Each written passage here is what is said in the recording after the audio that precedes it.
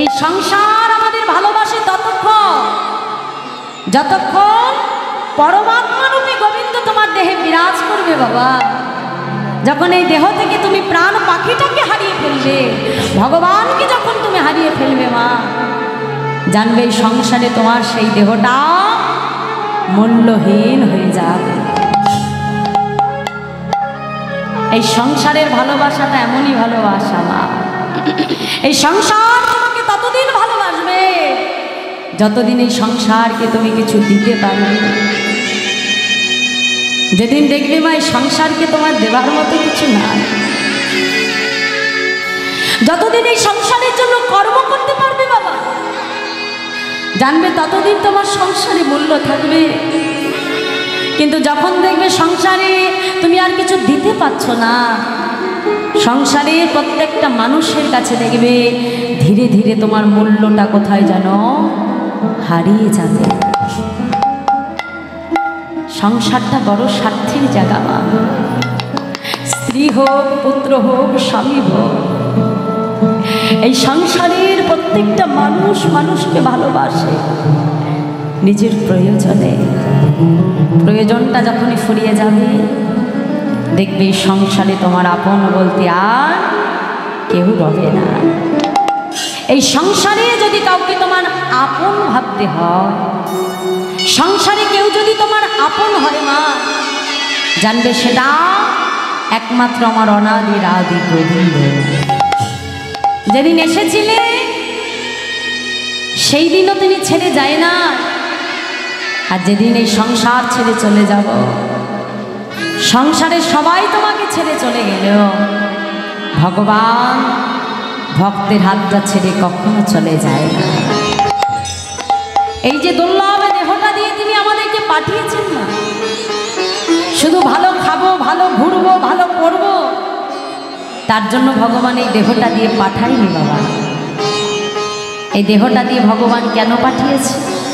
বাবা পাগলা আমাদের এই দেহটাকে নিয়ে খুব সুন্দর করে একটা গান তিনি রচনা করেছে, খুব শিক্ষার গান তিনি দিয়েছে। দেখো এই সংসারের ভালোবাসাটা কেমন হয়, তিনি দেহতত্ত্বের উপরে এই গানটা আমাদেরকে তিনি শিক্ষা দেওয়ার জন্য লিখেছে। দেখো গানের ভাষায় আমাদের কত সুন্দর করে তিনি জানিয়ে দিয়েছে। কি বলছি? ছলো ছলো নয়নে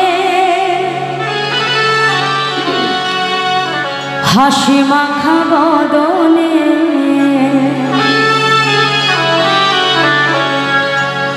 আনন্দ কাননে মন তুমি ভ্রময় নিবা।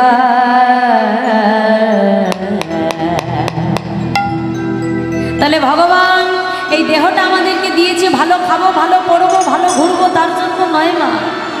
ভগবান কেন এই দেহটা দিয়ে পাঠালেন?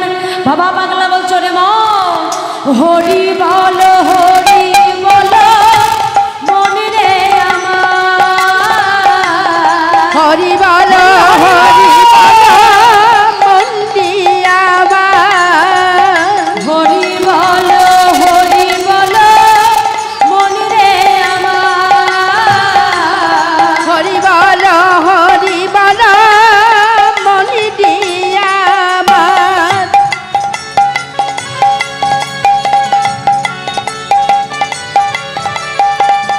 হরি হরি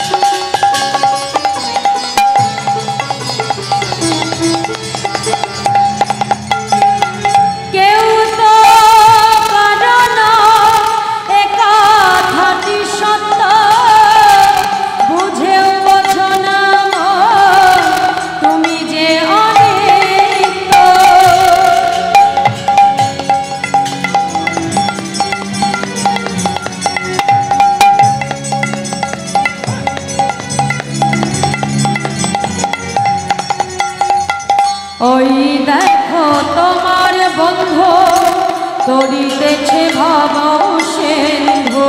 ওই দেখো তোমার বন্ধু তরিতেছে ভব সিন্ধু।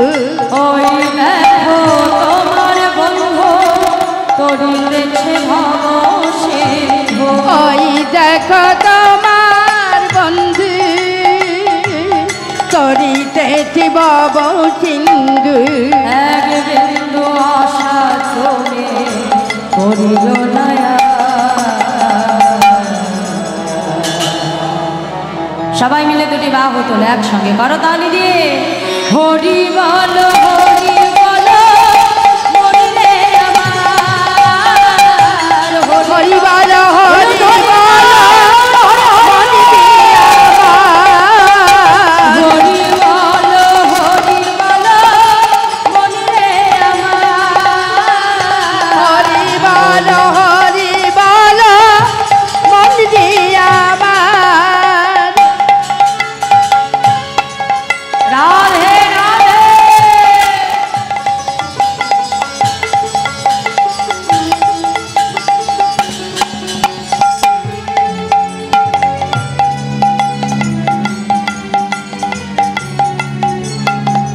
গতি নাই গতি নাই এই হরি নাম ছাড়া।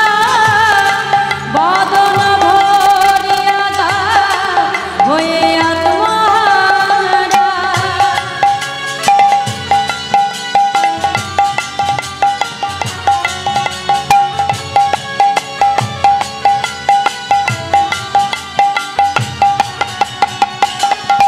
ওই দেখো শ্মশানে দিবারাত্র দিনে।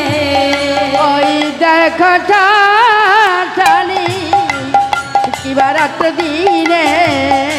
ওই দেখো শ্মশানে দিবারাত্র দিনে। ওই দেখো ঠানি দিবারাত্র দিনে। আচ্ছা মাইরা, শ্মশান ঘাটে যখন কোনো শবদেহকে দাহ করে দেওয়া হয়, দেখো একটা মানুষ যখন তার মধ্যে প্রাণ থাকে তখন তার মধ্যে কত প্রকারের অহংকার থাকে, তাই তো? দেখবে কেউ যদি একটু দেখতে সুন্দর হয় বাবা, তার মধ্যে থাকে মা রূপের অহংকার। আবার কেউ যদি একটু পড়াশোনা ভালো জানে তার মধ্যে আসে বিদ্যার অহংকার। আবার কারোর যদি একটু টাকা পয়সা বেশি থাকে তার মধ্যে থাকে অর্থের অহংকার। আবার কেউ যদি উচ্চ বংশে জন্মায় তার মধ্যে থাকে জাতির অহংকার। আমাদের এই মানুষের মধ্যে 4 প্রকারের অহংকার বিরাজ করে মা। কিন্তু ভাবা পাগলা বলছো রে মন, যে মানুষের দেহে প্রাণ থাকতে এত অহংকার, এত আমার আমার, কিন্তু শ্মশান ঘাটে যখন সব দেহে তাকে দাহ করে দেওয়া হয়, ওই এক মুহূর্তে দেহটি পুরো এক মুষ্ট ছাই হয়ে যায়। তখন কোথায় থাকে বাবা আমার মনের অহংকার, আর কোথায় থাকে আমার আমিত্ববোধ? আর যার কাছে পয়সা আছে সে যদি মনে করে যে আমি প্রচুর ধনী, আমার কাছে প্রচুর অর্থ আছে, যদি অর্থের অহংকার থাকে বাবা, দেখো একজন কোটিপতি, তাকে যখন শ্মশান ঘাটে পুড়িয়ে দেবে তার দশা হবে এক মুষ্ট ছাই। আর যে পথের ভিখারি, যার কিছু নাই মা, তাকেও যখন শ্মশান ঘাটে পোড়াবে তার দশা কি হবে? এক মুষ্ট ছাই। তাহলে যে কোটি কোটি অর্থের মালিক তার দশাও এক মুষ্ট ছাই, আর যে পথের ভিখারি যার কিছু নাই মা তার দশাও শেষকালে এক মুষ্ট ছাই। তাহলে বাবা পাগলা বলছো রে বো, তাহলে কিসের জন্য এত আমার আমার, আর কিসের জন্য তোমার এত অহংকার? এসেছিলাম শূন্য হাতে আর চলে যাব শূন্য হাতে। তাই বাবা পাগলা বলছো রে মন, ভালো করে চেয়ে দেখো, ওই দেখো শ্মশানে দিবারাত্র দিনে। ওই দেখো ঠানি দিবারাত্র দিনে। ওই দেখো শ্মশানে দিবারাত্র দিনে। ওই দেখো ঠানি দিবারাত্র দিনে। উড়িতেছে কত মানুষ, কত অহংকার। তার সবাই আমাদের অহংকারকে সরিয়ে রেখে সবাই মিলে একটু বাহু তুলে করতালি দিয়ে বলবো, দেখি বলো হরি বলো হরি বলো মন রে আমার, হরি বলো হরি হরি বলো মনটি আমার, হরি বলো হরি বলো মন রে আমার, হরি বলো মনটি আমার, হরি বলো হরি বলো মন রে আমার, হরি বলো মন রে আমার।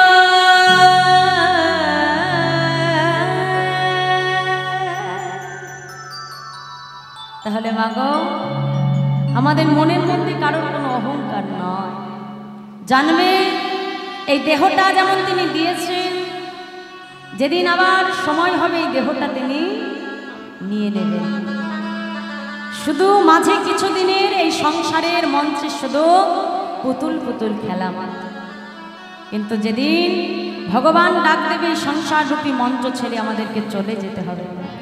তাই সংসারে যখন এসেছি সংসারে কর্ম আমাদেরকে করতে হবে। তাই আজকে সেই দেহ খোল আর করতাল বাজিয়ে ভক্তবৃন্দকে সঙ্গে লয়ে ভাবনিধি গৌর হরি আমার ব্রজ ভাবে বিগর হলে। তা আজকে করতালগুলো কি বলে বাজছে জানো মা? হ্যাঁ, করতাল কি বলে বাজছে? বলছে দেখো দেখো আজ করতালে বলে করতাল, করতাল বলে করতাল, করতালে বলে করতাল, আজি করতালে বলে করতাল, বলে করতাল দিয়ে করতাল বলে করতাল, আজ করে করতাল দিয়ে করতালে বলে করতাল, করে করতাল দিয়ে করতাল বলে করতাল, করে করতাল দি করতাল বলে করতাল, করতাল। করতাল। এই তোমরা করতাল এনেছো? করতাল আনা হয়নি মনে হচ্ছে, এনেছো? কই দেখাও তো একটু দেখি। হ্যাঁ, ওই সকাল থেকে কীর্তন শুনে শুনে সব একেবারে এনার্জি শেষ। হ্যাঁ হ্যাঁ, দেখি হাত তোলা একটু জোর করে করতালিটা তোলো দেখি। বাহ, সবাই মিলে একসঙ্গে দেখি আমার সাথে করতালি দিয়ে বলো, আজ করতালে বলে করতাল, করতাল বলে করতাল, করতালে বলে করতাল, আজি করতালে বলে করতাল, করে করতালি দিয়ে করতাল বলে করতাল, করে করতাল দিয়ে করতাল বলে করতাল, গৌর তোমার হলাম বলে করতাল বলে করতাল, আজি গৌরী তোমার হলাম বলে করতালে বলে করতাল, করতাল, করতাল, করতাল। আচ্ছা তাহলে এনেছো করতাল? সবাই এনেছো তো? বাহ, খুব সুন্দর। তাহলে দেখি এই যে আস্তে আস্তে খোল করতাল নিয়ে তো শুধু বসে থাকলে হবে না। হ্যাঁ, প্রভু খোল করতাল নিয়ে বসে আছে, কি করছে? ভক্তবৃন্দ সঙ্গে লয়ে আজ আমার প্রভু তিনি সুরধ্বনির গঙ্গার তিনি আজকে হরিনামে মত্ত হয়েছে, কি মা? তাই তো? হ্যাঁ, তাহলে আমরা খোল করতাল এনেছি সবাই, হ্যাঁ কি না? জোরে কথা বলো, হ্যাঁ কি না? এনেছো? বাহ, তাহলে দেখি সবাই মিলে আমার সঙ্গে একটু খোল করতাল বাজাবে। একই রাখবে দাদা, রিভাব কমাবে না, একই সেম রাখো। জয় রাধে, মনিটার তোলো, গলায় লাগছে। জয় রাধে তোলো, জয়নিতাই, জয়নিতাই তোলো, জয়নিতাই, জয়নিতাই, জয় গৌ, রিভাবটা রাখো। জয় রাধে। তাহলে এনেছো খোল করতাল? হ্যাঁ, তাহলে সবাই একটু বাজাবো দেখি, সবাই মিলে বাহু তুলে বলো দেখি, হরি বলো রে। কে নাম জানো তো সবাই? হ্যাঁ, তোমাদের বীরভূম জেলার এই নাম। হ্যাঁ, একটা হাত তোলো দেখি সবাই মিলে। হ্যাঁ, করতালি দিয়ে দিয়ে বলবে আমার সঙ্গে, গাইবে। বলো হরি বলো রে, হরি বলো রে, বলো রে, বলো রে, বলো রে, হরি বলো রে, হরি বলো রে, হরি হরি হরি বলো রে, বলো রে, বলো রে, হরি বলো রে, হরি বলো রে, হরি বলো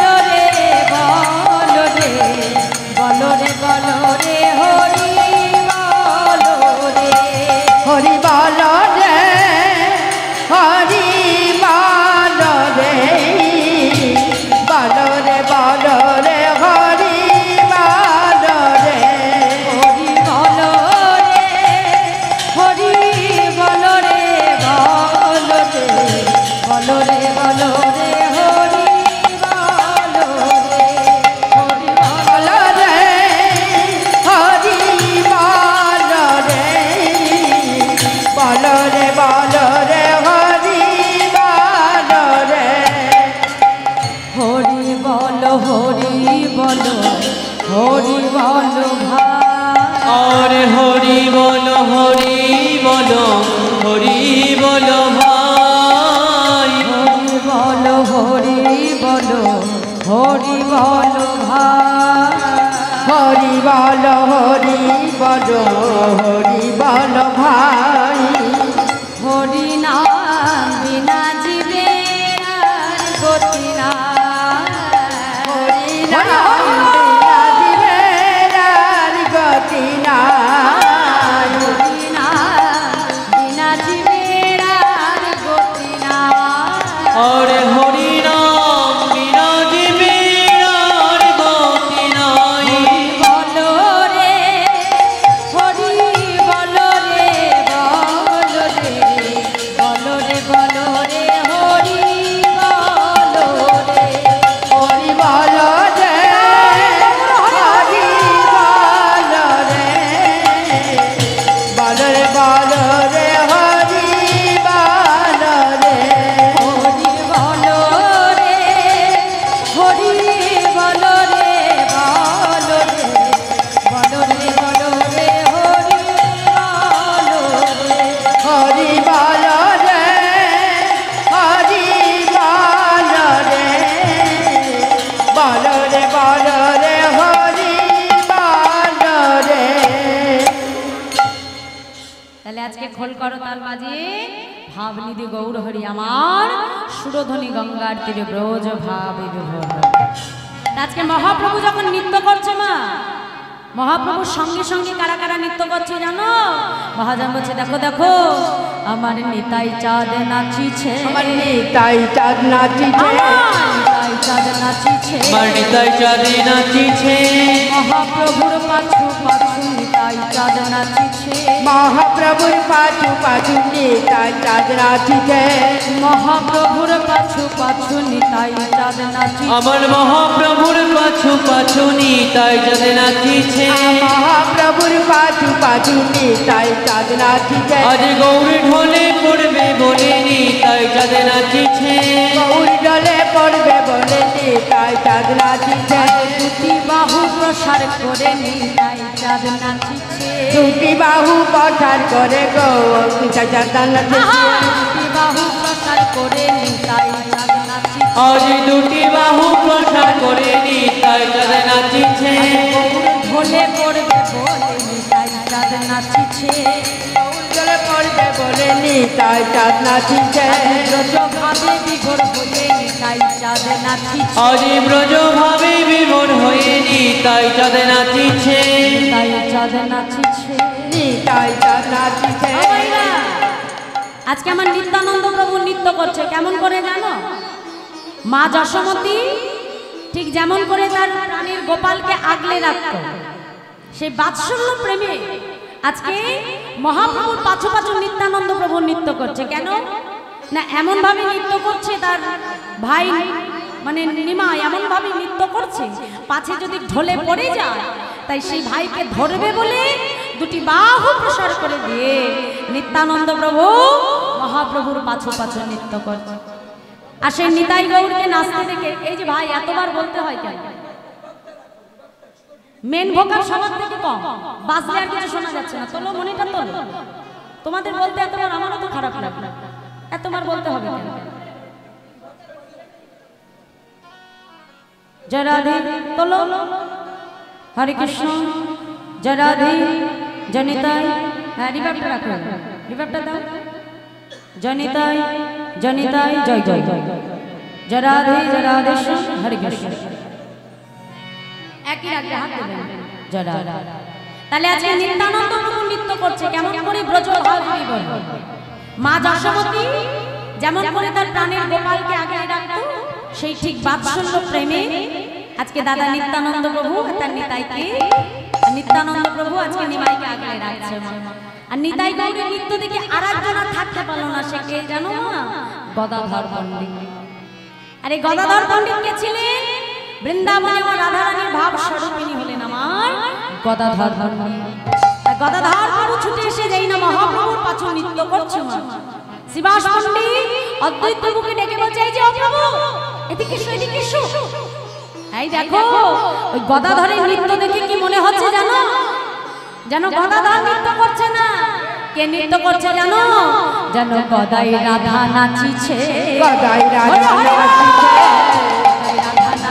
যেন গদাই রাধা নাচিছে, ব্রজভাবে বিভোর হয়ে গদাই রাধা নাচিছে, ব্রজভাবে বিভোর হয়ে গদাই রাধা নাচিছে, ব্রজভাবে বিভোর হয়ে গদাই রাধা নাচিছে, আর ব্রজভাবে বিভোর হয়ে গদাই রাধা নাচিছে।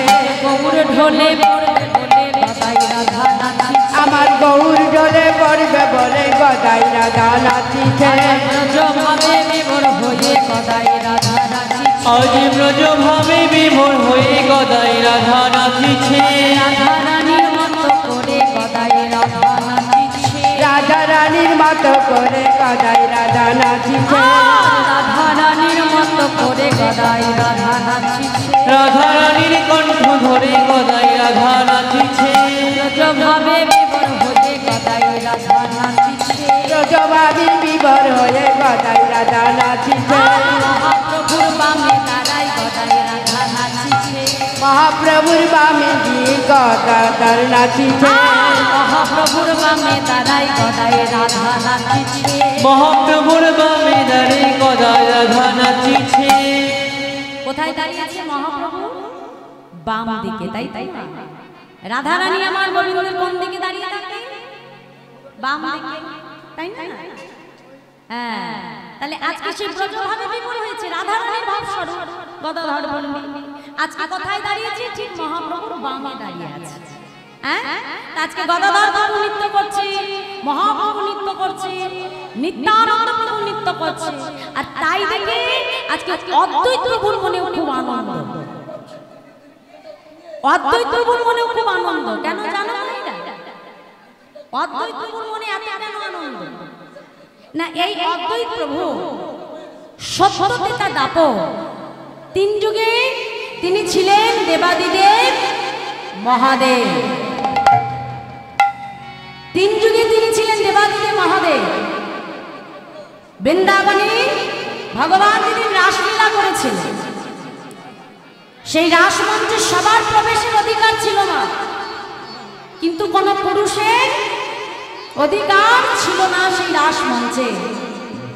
মাতা পার্বতী নিজেকে সুন্দর করে সাজিয়ে নিয়ে যখন সেই রাসমঞ্চ মাঝে মাতা পার্বতী প্রবেশ করলো, মা দাও অন্যটা, ওদিকে কি হলো? মাতা পার্বতী নিজেকে সাজাচ্ছে, আর ওদিকে দেবাদিদেব মহাদেব চিন্তা করলো যে আজকে আমিও পার্বতীর সঙ্গে রাসমঞ্চে আমিও প্রবেশ করব, কিন্তু যাব কি করে? সেখানে তো আমাকে ঢুকতে দেবে না। তাহলে ঢুকতে গেলে আমাকে একটু ছলনার আশ্রয় নিতে হবে। কি করলো মা? দেবাদিদেব মহাদেবের দুজন বাহন ছিল, জানো তো? দুজন সাকরেত ছিল। কারা কারা? কারা কারা ছিল? ভোলানাথের সঙ্গে কারা কারা থাকে? দুইজন, নন্দী ভিঙ্গি, তাই না? নন্দী ভিঙ্গিকে ডেকে বলছে, আই নন্দী, আই ভিঙ্গি, এদিকে এদিকে। হ্যাঁ, আই তোর মা আজকে রাসমঞ্চে যাবে রাসলীলা দর্শন করতে, বুঝেছিস? তা সেখানে শুনেছি কোনো পুরুষের প্রবেশ নিষেধ। তা আমি তোর মায়ের সঙ্গে যেতে চাই, কিন্তু আমাকে একটু সাহায্য করতে হবে। না কি করতে হবে? ওই তোর মা যে এখন বসে বসে সাজছে, একটা কাজ কর, তাড়াতাড়ি যে একটুখানি ভাঙের গুঁড়ো নিয়ে তোর মায়ের আঁচলে বেঁধে, যাতে মা বুঝতে না পারে। হ্যাঁ, এখন ভাঙের গুঁড়ো যে বেঁধে দিয়েছে মা, এখন পার্বতী কি আর জানে তার আঁচলে ভাঙের গুঁড়ো বেঁধে দিয়েছে? পার্বতী সুন্দর করে সেজে গুজে যখন যাচ্ছে রাসমঞ্চে যাবে বলে, ওদিকে মা পার্বতী যাচ্ছে, আর ওদিকে পাছু পাছু ভাঙের গন্ধ শুনতে শুনতে দেবাদিদেব মহাদেব তিনিও রাসমঞ্চে প্রবেশ করছে। কেমন ভাবে? নেচে নেচে যাই গৌরী,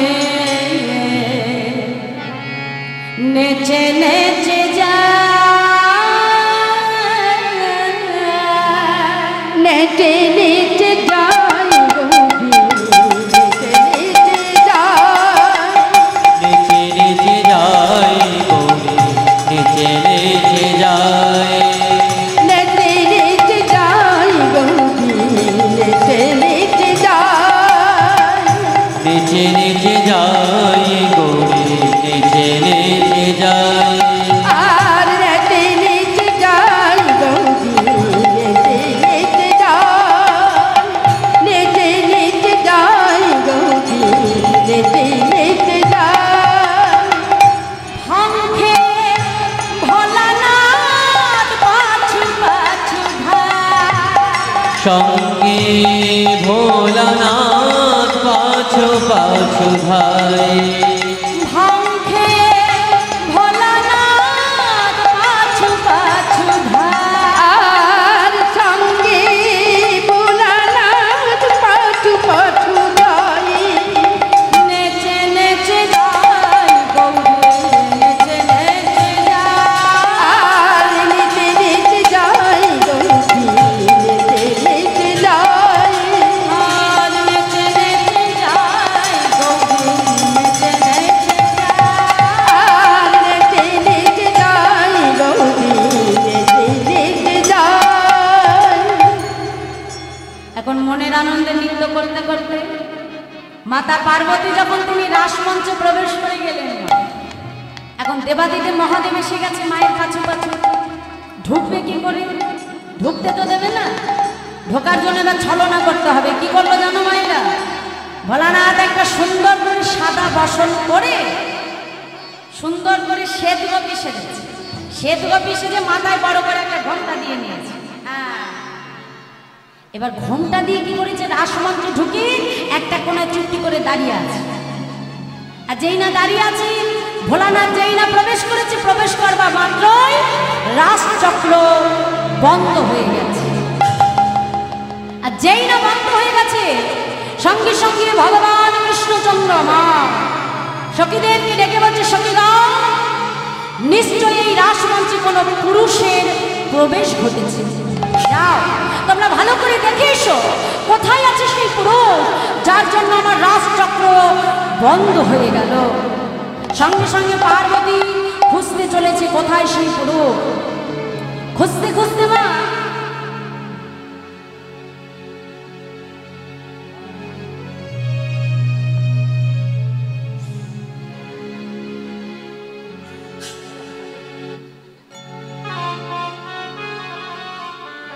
আচ্ছা, এই তুমি কোন গোপী গো? তোমাকে তো ঠিক চিনতে পারলাম না। কি গোপী? শ্বেত গোপী? এই শ্বেত গোপী বলে কোনো গোপী আমাদের মধ্যে আছে নাকি? হ্যাঁ, আগে তো কোনোদিন এই নামটা শুনিনি। এই গোপী, তুমি এত বড় করে ঘোমটা টেনে দিয়েছো কেন? হ্যাঁ, বলছি ঘোমটা কি টেনেছি আর সাথে? জানো না আমরা হলাম বৃন্দাবনের সতী নারী। হ্যাঁ, পরপুরুষের সামনে কি আমরা মুখ দেখাতে পারি? পরপুরুষের সামনে মুখ দেখানো যাবে না, তাই বড় করে ঘোমটা টেনেছি। সঙ্গে সঙ্গে সখীরা বলছে, পরপুরুষ কোথায় পাচ্ছ? এখানে তো সবাই নারী, একমাত্র আমার গোবিন্দ ছাড়া। তা গোবিন্দের সামনে কোনো গোপীর আত্মসমর্পণ করতে তো কোনো বাধা না। তুমি কেন তোমার মুখটা ঢেকে আছো? কে তুমি? মুখটা দেখাও বলছি। যেই না পার্বতী ছুটে গিয়ে পার্বতী ছুটে গিয়ে কি করলো? সঙ্গে সঙ্গে যেই না গোপীর মুখ থেকে ওড়নাটা সরিয়ে দিয়ে, একই ভোলানাথ, তুমি? ছি ছি ছি ছি ছি, তুমি আমাকে অনুসরণ করতে করতে রাসমঞ্চে চলে এসেছো। ভগবান ক্রোধান্বিত হয়ে বলছে, মহাদেব, তুমি জানো না, তুমি জানো না যে রাসমঞ্চে কোনো পুরুষের প্রবেশ নিষেধ? তা সত্ত্বেও তুমি রাসমঞ্চে প্রবেশ করেছো। মহাদেব ছুটে গিয়ে প্রভুর চরণটাকে জড়িয়ে ধরলো। প্রভু, আজ এই বৃন্দাবনে তুমি সবার মনোবাসনা পূর্ণ করবে দয়া। তবে কি আজ তোমার লীলা থেকে আমি বঞ্চিত হয়ে যাব? আজ এই বৃন্দাবনে তারা গোপী বলে, আজ তাদের মনোবাসনা তুমি পূর্ণ করবে দয়া। আজ আমি পুরুষ বলে তোমার সেবা থেকে আমি বঞ্চিত হয়ে যাব। শুনে রাখো প্রভু, আজ তুমি আমাকে তাড়িয়ে দিচ্ছ দাও, কিন্তু আগত কলিযুগে তুমি যখন রাধা গোবিন্দ মিলিত তনু হয়ে গৌর হয়ে ওই শ্রীরাম নবদ্বীপে যাবে, আমি দেবাদিদেব মহাদেব অদ্বৈত আচার্য হয়ে শান্তিপুরে আমি অবস্থান করব প্রভু। আর সেই দিন এই বৃন্দাবনের অপ্রাকৃত ব্রজলীলা আমি ব্রজবাসীর দ্বারে দ্বারে ঘরে ঘরে আমি প্রকাশ করে দেব। নিতাই গৌর হরিবল হরিবল। তাই মাগো বৃন্দাবনের সেই অপ্রাকৃত ব্রজলীলা, সেই রাসলীলা এই কলিযুগে হলো হরিনাম সংকীর্তন। আর যে হরিনাম সংকীর্তন প্রচার করেছিলেন অদ্বৈত আচার্য প্রভু, বৃন্দাবনের অপ্রাকৃত সেই ব্রজলীলা সর্বপ্রথম ঘরে ঘরে এনে প্রকাশ করে দিয়েছিলেন সেই সত্যতেতা দাপর যুগের দেবাদিদেব মহাদেব। তাই আজ মহাপ্রভু যখন সেই ব্রজভাবে বিবর হলে পুরাণ লীলা যখন তার মনে পড়ে গেল, মা অদ্বৈত আচার্য প্রভুর মনেও আজকে আনন্দ ধরছে না সেই বৃন্দাবনের অপ্রাকৃত ব্রজলীলাকে স্মরণ করে। তাই তারা যেমন মনের আনন্দ নৃত্য করছে, মহাজননী লীলার এক পাশে দাঁড়িয়ে আজকে সেও মননে মানুষে সেই ভগবানের লীলা দর্শন করে পদাবলিতে তিনি পদ রচনা করবেন। কি বলছে দেখো দেখো, বাসুদেব ঘোষতা বাসুদেব ঘোষে কাকে করই লীলা,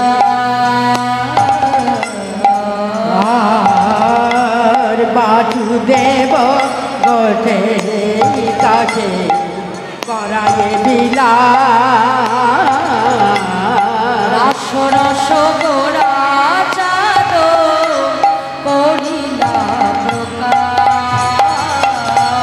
রাস গোড়া চাঁদ করিলা প্রকাশ। আর রাস রস গোড়া চাঁদ করিলা প্রকাশ, আদি রাস রাস গোড়া চাঁদ করিলা প্রকাশ গো। প্রকাশ করিল বলি প্রকাশ করিল, প্রকাশ করিল প্রকাশ করিল বৃন্দাবনের গোপন লীলা প্রকাশ করিল, প্রাকৃত ব্রজ লীলা প্রকাশ করিল। বৃন্দাবনের গোপন লীলা প্রকাশ করিল, বলি বৃন্দাবনে গোপন লীলা প্রকাশ করিল, প্রাকৃত ব্রজ লীলা প্রকাশ করিল, অপ্রাকৃত ব্রজ লীলা প্রকাশ করিল। বৃন্দাবনের গোপন লীলা প্রকাশ করিল, আজ বৃন্দাবনে গোপন লীলা প্রকাশ করিল, বৃন্দাবনের গোপন লীলা প্রকাশ করিল, বৃন্দাবনের গোপন বলি প্রকাশ করিল রে, বৃন্দাবনের গোপন বলি প্রকাশ করিল রে, বৃন্দাবনের গোপন লীলা প্রকাশ করিল। বাসুদেব বসে তাহে করাই বিলাস, রাস রস গড়া চাঁদ করিলা প্রকাশ।